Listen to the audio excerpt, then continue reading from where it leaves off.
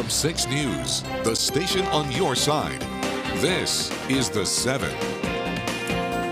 Good evening, I'm Bo Williams and welcome to The 7. Let's get a look at the big 7 stories happening right now. And topping the list, our break from the rain, well, it didn't exactly last. Tonight the rain has returned in North Knoxville. Take a look here. You're looking at a live picture from our Sky 6 camera on top of the Embassy Suites Hotel. This is in downtown Knoxville.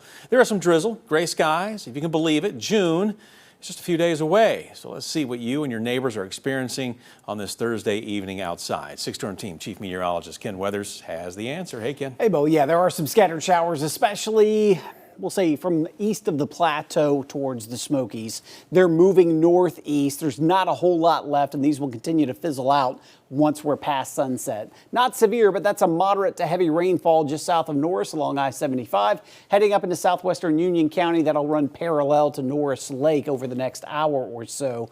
Elsewhere, they're just light rain showers, but these again taper off pretty quickly past sunset. It is drier overnight. The only concern will be with some breaks in the clouds like we're starting to see across the plateau now, with a lot of moisture obviously in the ground. Some cooler conditions will fall off into the upper 50s and low 60s. That's going to set the stage for some fog in some spots, maybe locally dense. Took a snapshot right around 7 a.m. and you can see the red showing up. That's less than a mile visibility. So keep that in mind when you step out the door early in the morning. There is a level 1 out of 5 risk for severe storms tomorrow from the Storm Prediction Center.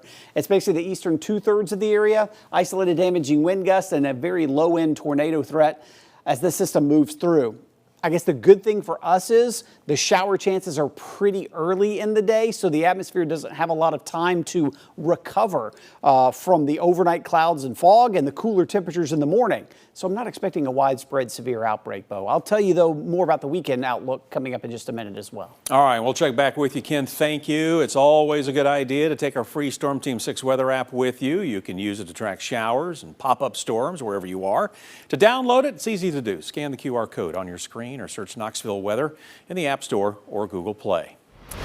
Big accusations and a call for change tonight in the Knox County juvenile justice system. Knox County Mayor Glenn Jacobs wants the Richard L. Bean Juvenile Detention Center put under the control of the county sheriff's office as he's accusing the facility's superintendent and namesake, Judge Richard Bean, of wrongly firing 2 employees for reporting apparent problems to the state. Now, Jacobs says that one of the 2 employees was the center's only nurse, leaving it without a qualified medical personnel and therefore unable to meet state law requirements. On Wednesday, Mayor Jacobs and Juvenile Court Judge Timothy Irwin met with Judge Bean demanding that he reinstate the employees, which he agreed to do. However, Mayor Jacobs said he also learned additional information that suggests other possible issues and has, quote, no confidence that these issues will be addressed with the center's current leadership, end quote. In a letter obtained by 6 News from Jacobs to Bean reiterating why the employees needed to be reinstated, he says that, quote, these dismissals may well lead to lawsuits against you and the county for wrongful terminations, which could cost the taxpayers hundreds of thousands of dollars, end quote. Mayor Jacobs also explained that while he has no authority to directly address these issues, he is recommending that the Knox County Commission place the center under control of the Knox County Sheriff's Office. He is also requesting immediate state intervention from Governor Lee. My office is recommending that the Knox County Commission change the ordinance governing the Juvenile Detention Center to place the center under the control of the Knox County Sheriff's Office. And I will be speaking to Governor Lee to request immediate state intervention. Now, we've reached out to Judge Bean for comment with no response to this point. Also, we have not heard back from the governor's office to see how the request will be handled. In the meantime, we are hearing from leaders, including members of Knox County's legislative delegation.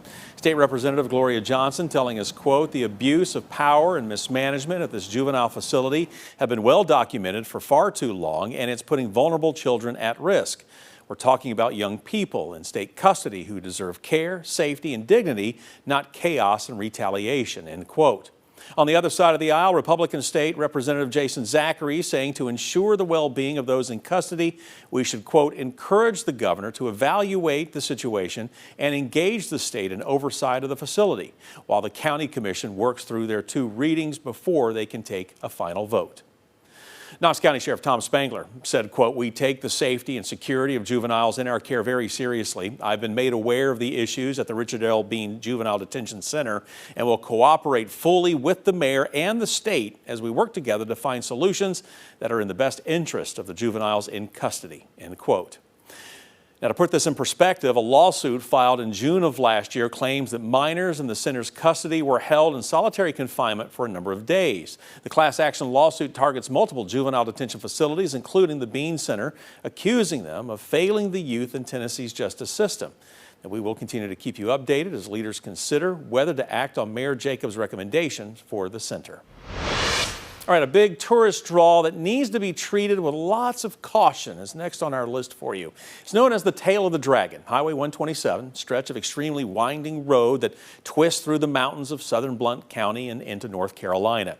When the weather improves and people head out for summer vacations, the Dragon draws motorcycle riders, sports car owners, and visitors just looking for a thrilling drive. But Blount County Sheriff's deputies and THP troopers know all too well that sometimes the turns can be too much to handle. Both agencies plan to step up enforcement efforts, pointing to some brutal statistics. 112 crashes last year, 5 deaths, 40 injuries, all in just 11 miles of roadway. With 35 wrecks already this year, both agencies stress that this is a road, not a racetrack. Things is know your limits and know the limits of your vehicle. And when you come up here, this is a different kind of test. This isn't your average normal road that you're used to driving, and it will test the limits of both your abilities and your vehicle. Riders can expect to see more speed cameras installed. Also, grants from the Tennessee Highway Safety Office will allow officers to concentrate specifically on the Dragon. Now, another warning from law enforcement: with little to no cell service along the Dragon, when a wreck does happen, it could take at least an hour and a half before an ambulance can get there. Well, another warning for drivers, this time from AAA, about the weeks ahead, dubbed 100 Deadliest Days. That's the stretch between Memorial Day and Labor Day. AAA says in those 100 days, 8 people are killed every day in crashes that involve a teen driver. The National Highway Traffic Safety Administration says that there is a 30% increase in fatal crashes involving teens during the summer months. Now, some factors that are believed to contribute to this include distracted teen drivers, speeding, other teen passengers, and lack of seatbelt use. New teen drivers are nearly 3 times more likely to be involved in a fatal crash compared to adults. That's why it's so important for parents to take an active role in coaching their teens behind the wheel and reinforcing safe driving habits. You know, AAA says the best way parents can ensure these safe driving techniques are by providing at least 50 hours of supervised driving practice, teaching defensive driving skills, and perhaps really the easiest option, leading by example. A deadly stabbing is under investigation in our next Big 7 story for you tonight. The suspect is accused of killing the family dog and stabbing the victim, his own brother, to death. Now, Sevier County Sheriff's Office reporting that 36-year-old Thomas Joshua Carter is facing charges of second-degree murder and aggravated animal cruelty. We're told deputies were sent out to Indian Gap Road checking on a report of a man experiencing a mental health crisis.